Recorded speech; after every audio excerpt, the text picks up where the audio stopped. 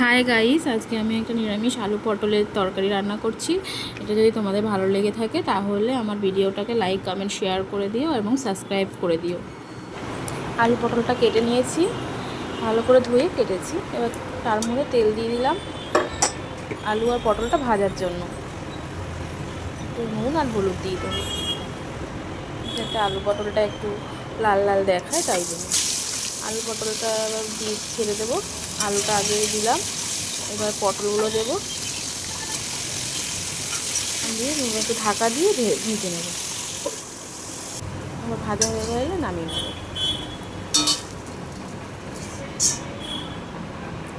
এবার নামানো হয়ে গেছে। এবার আমি এর মধ্যে একটু তেল দেব।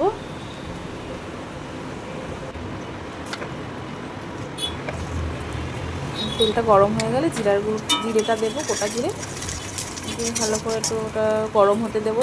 জিরেটা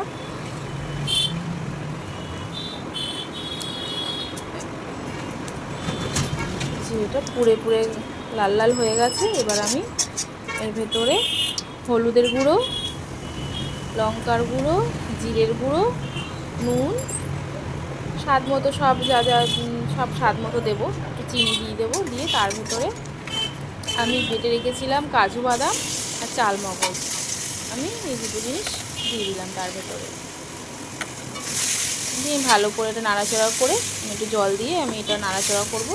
নাড়াচাড়া করানোর পরে আর একটু জল দেবো। ভালো করে তেলটা দিয়ে এবার তারপরে আলু পটলটা একসাথে আমি আবার দিয়ে দেবো। আলু পটলটা দিয়ে ভালো করে ওটা কষিয়ে নেব।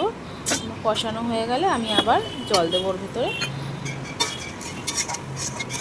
যেহেতু আমার আলুটা আগে থেকে ভাজা ছিল, ওই জন্য আমি বেশি জল দেবো না, আমি পরিমাণ মতো জল দিয়ে আমি ঢাকা দিয়ে রেখেছি।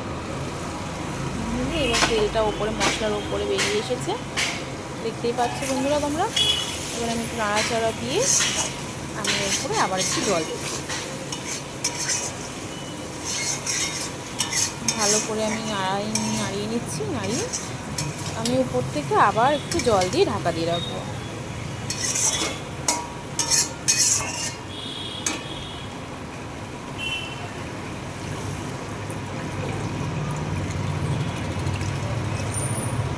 জল দিয়ে দিলাম।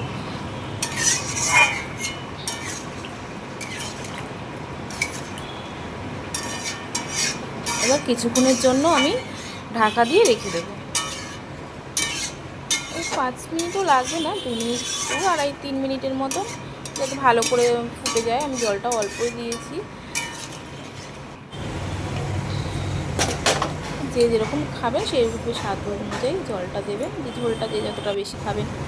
এবারে ভালো করে ফুটে গেল, আমি এবার ঢাকনাটা খুলে আবার একটু নাড়াচাড়া দেবো।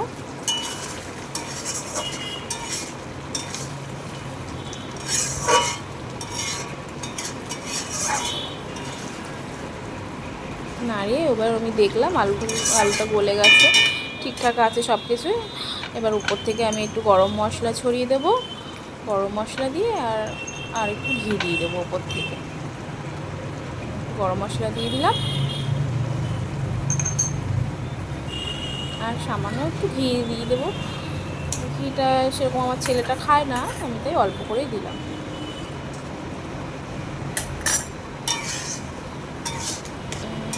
দিয়ে এবার হয়ে গেছে, আমি এবার এটাকে নামিয়ে নেব।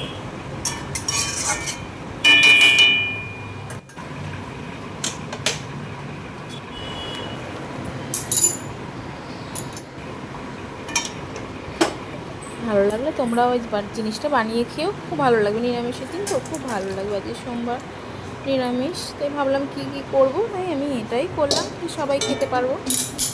এটা সব কিছু দিয়ে, ভাত দিয়ে খেতে পারবে, রুটি দিয়ে, পরোটা দিয়েও খেতে পারবে। আমার রেডি, রান্না হয়ে গেছে।